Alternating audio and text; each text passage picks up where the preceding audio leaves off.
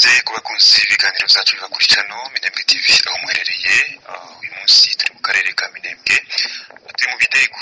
Ejo humvikanye urufaya rw'amasasu bitewe n'umusirikare wa FARDC wari wazimiye, hanyuma aza kugaragarira mu bantu yateje umutekano muke. Uyu munsi turi kumwe n'umwe mu bo yahitiyeho ejo, ndetse yakiriye hamana.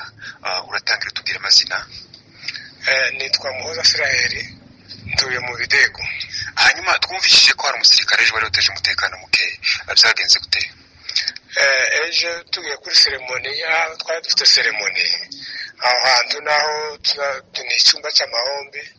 Ndaza ndakinga, nsiga mfunze, ndagenda. Abahazi ni ahantu ku bitaro byo kwa Ruberwa. Mu ngaruke nsanga umuntu yakingira imbere, mbyitirira abacu. Ndahamagara, ndacoka, ndicara hanze.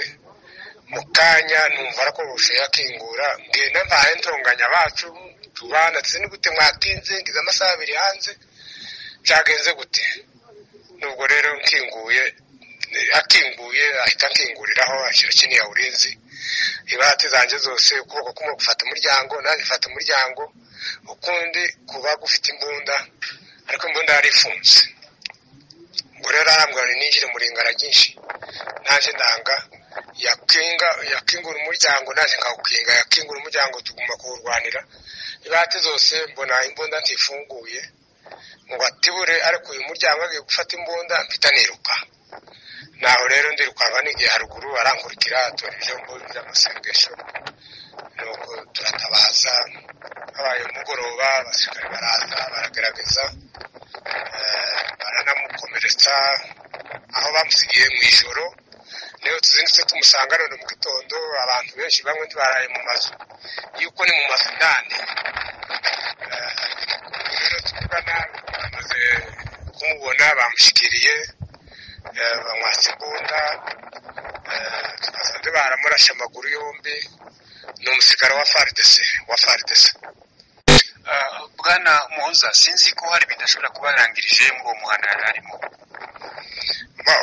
Ntabyo yangirije, bahise yagaragara mbere y'uwakati. Naho ibyangiritse ni imirimo, umurimo w'ibigori barwaniyemo n'abasirikare, ariko bantu nta muntu wangiritse, nta wangiritse kabisa. N'ibyo yari yajyanye twahise tubigarura. Hanyuma ako karere yari arimo, cyangwa se ari mu Bidego, abaturage nta mutekano muke bagize? Baguze mu ijoro, abasirikare baziye, abantu bahita baryama kabisa. Bamwe bari batangiye kuva nyine mu mazu, ariko bumvise ko abasirikare bafunze, abantu bahita basinzira kugeza mu gitondo kabisa. Radio cyangwa se Minembwe TV turabashimiye. Nuko sandi namwe